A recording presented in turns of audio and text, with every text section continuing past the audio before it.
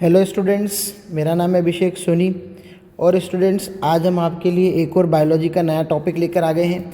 ये topic exam point of view से काफ़ी इंपॉर्टेंट है और रेगुलरली एग्ज़ाम्स में आता ही रहता है। इस टॉपिक का टाइटल आप देख करके समझ गए होंगे कि हमारे टॉपिक का टाइटल है डीएनए फिंगर प्रिंटिंग।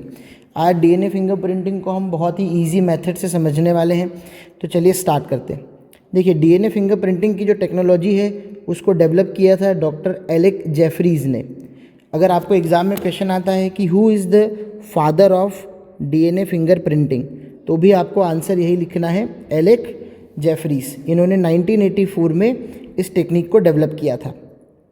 अब देखिए, आप जानते हैं कि जो हमारा ह्यूमन डीएनए है या किसी भी स्पीसीज़ का डीएनए है उसका 99.9%, मतलब आप समझ सकते हैं कि ऑलमोस्ट जो डीएनए होता है वो सेम ही होता है। सेम क्यों होता है? क्योंकि उसको एक प्रॉपर स्पीसीज़ मेंटेन करना है। अगर वो सेम होगा तभी एक सेम स्पीसीज़ को डेवलप करेगा। अब आप देखिए कि जो 99.9% डीएनए तो हमारा सेम है, इसका मतलब ये है कि 0.1% डीएनए ही हमारा डिफरेंट है। और यही हमारा जो 1%, 0.1% का डीएनए डिफरेंट है, यही हमारे बहुत काम का है। इसीलिए इस टेक्नोलॉजी को हम डीएनए फिंगर प्रिंटिंग टेक्नोलॉजी बोल रहे हैं, क्योंकि जिस तरह से हमारे फिंगरप्रिंट डिफरेंट होते हैं, किन्हीं भी दो लोगों के फिंगरप्रिंट सेम नहीं हो सकते, सिमिलरली किन्हीं भी दो लोगों के डीएनए फिंगरप्रिंटिंग सेम नहीं हो सकते। चलिए, तो इसको हम बहुत ही शॉर्ट तरीके से और बहुत ही सिंपल तरह से हम इसकी मेथोडोलॉजी को देख लेते हैं। तो देखिए, मेथोडोलॉजी में हम स्टेप्स देखेंगे कि कौन कौन से स्टेप्स आते हैं। देखिए, अगर आपको किसी पर्सन का डीएनए फिंगर प्रिंटिंग करना है तो सबसे पहले आपको क्या करना पड़ेगा, उस डीएनए को आइसोलेट करना पड़ेगा। तो स्टेप नंबर 1 हो जाता है हमारा आइसोलेशन। इसमें क्या करते हैं, हम एक मशीन होती है जिससे हम सेंट्रीफ्यूगेशन करते हैं। सेंट्रीफ्यूगेशन करते हैं। इस सेंट्रीफ्यूगेशन मेथड से हम क्या करते हैं कि डीएनए को हम सेपरेट कर लेते हैं। ठीक है, अब ये आप मान लीजिए कि ये जो डीएनए का पार्ट है ये हमारा सेपरेट हो गया।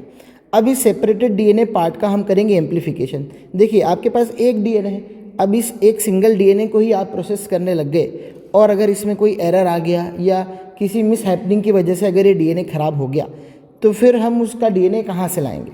तो हमको क्या करना पड़ेगा, पहले मल्टीपल कॉपीज़ बना के रखना पड़ेगी।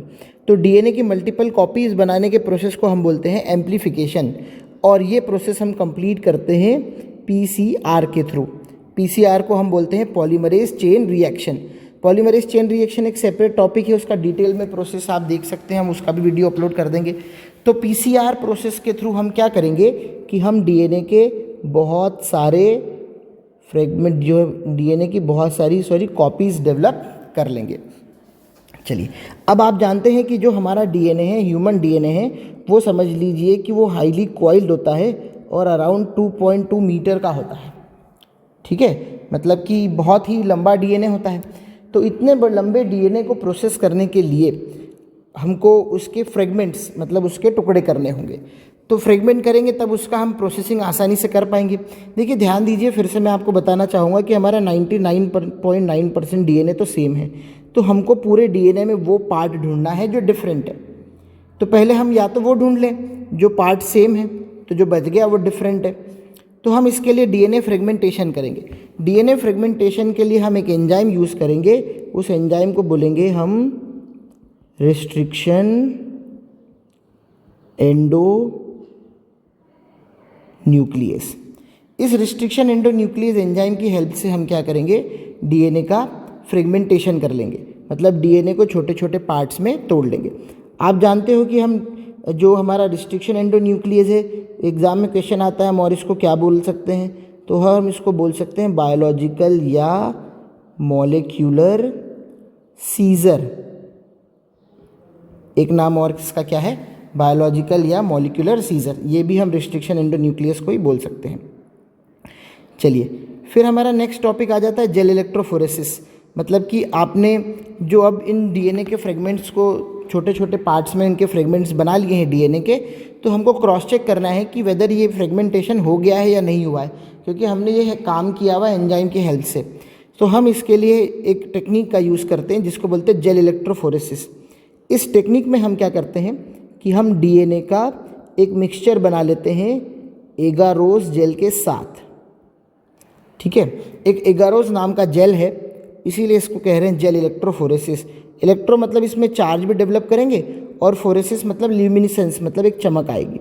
इसमें क्या करते हैं, हम एक प्लेट ले लेते हैं, उस प्लेट के एक तरफ हम एनोड डेवलप कर लेते हैं, एक तरफ हम कैथोड डेवलप कर लेते हैं, और समझ लीजिए कि हमारा ये जो डीएनए है इसको यहाँ पर हम छोड़ देते हैं।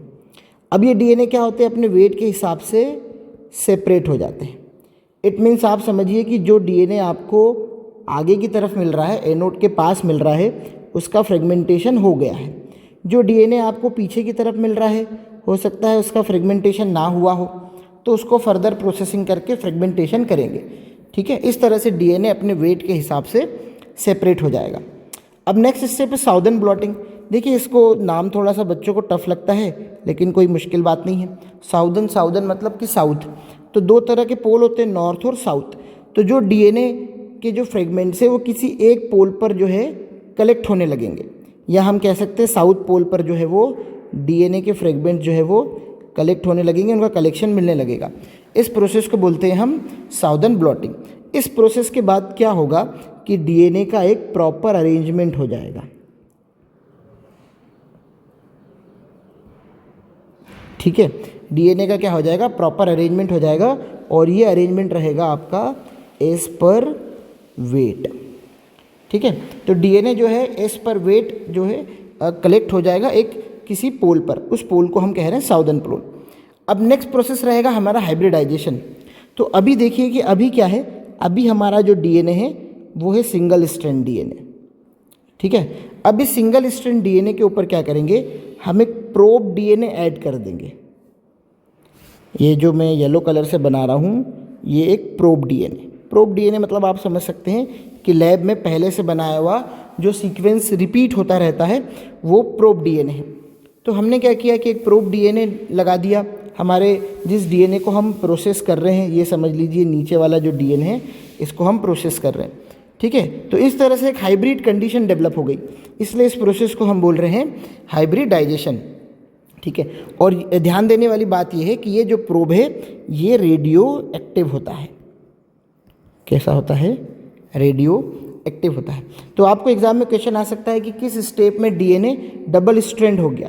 तो डीएनए डबल स्ट्रैंड हो गया है कौन से स्टेप में, हाइब्रिडाइजेशन स्टेप। चलिए, अब नेक्स्ट स्टेप आ जाता है हमारा ऑटो रेडियोग्राफी। आपने जो डीएनए को डबल स्ट्रैंड किया है, इसको देखने के लिए आपको एक्सरे की फिल्म लगेगी। तो आप जो है एक्सरे फिल्म में इसको ऑब्जर्व करेंगे। तो एक्सरे फिल्म में इसको ऑब्जर्व करेंगे जब डीएनए को, तो डीएनए आपको डार्क बैंड के फॉर्म में नज़र आएंगे। तो इसी प्रोसेस को कहते हैं ऑटो रेडियोग्राफी। ऑटो रेडियोग्राफी में क्या करेंगे, डीएनए को एक्सरे फिल्म पर ऑब्जर्व करेंगे, तो डीएनए आपको जैसे एक्सरे दिखते हैं उसी तरह से डार्क बैंड्स की तरह नज़र आएंगे। इस तरह से ये जो डीएनए हमारा सेपरेट हो गया है, यही डीएनए हमारा काम का है। एक बार मैं आपको शॉर्ट में कॉन्सेप्ट फिर से बता देता हूँ कि ये जो हाइब्रिडाइजेशन प्रोसेस हुआ है, ये जो हाइब्रिड डीएनए बना है, ये तो वो डीएनए है जो बार बार रिपीट होता रहता है, और ये हमारे कोई काम का नहीं है, क्योंकि ये तो सारे ह्यूमन बींग्स में सेम ही होता है। तो ये जिसके ऊपर ये प्रोब डीएनए जाकर के जुड़ गया है, मतलब कि वो डीएनए जो है वो कॉमन डीएनए है, वो रिपीटेटिव डीएनए है, और जहाँ पर प्रोब नहीं जुड़ा है वही हमारा डीएनए फिंगरप्रिंटिंग में फर्दर प्रोसेस होने वाला डीएनए है। इस तरह से हम डीएनए फिंगरप्रिंटिंग को 7 स्टेप्स में कंप्लीट कर लेते हैं। यहाँ पर ध्यान देने वाली बात यह है कि अगर कोई मोनोजाइगोटिक ट्विंस है, मोनोजाइगोटिक मतलब आप जानते हो कि कोई एक ही जाइगोट था और उसी से 2 डिफरेंट बेबी डेवलप हो गए हैं। एक ही जाइगोट रहा था, इस जाइगोट की दोनों सेल ने डिवीजन किया और 2 डिफरेंट बेबीज डेवलप कर लिए। तो चूंकि ये एक ही सेल थी, तो इसका जो डीएनए है वो भी सेम होगा। तो सेम डीएनए होने की वजह से इस टेक्निक को हम मोनोजाइगोटिक ट्विंस में यूज़ नहीं कर सकते, ये भी एक इम्पॉर्टेंट पॉइंट है। इस तरह से हमारा ये डीएनए फिंगरप्रिंटिंग का टेक्निक पूरा हो गया है। आप चाहे तो इसके नोट्स बना सकते हैं, और इसी तरह से आप एग्ज़ाम में भी लिख कर आ जाएँ तो भी आपको बहुत अच्छे मार्क्स मिल सकते हैं। चलिए, आज के लिए इतना ही, फिर नेक्स्ट वीडियो में किसी और शॉर्ट टॉपिक को हम कवर करेंगे। Thank you very much.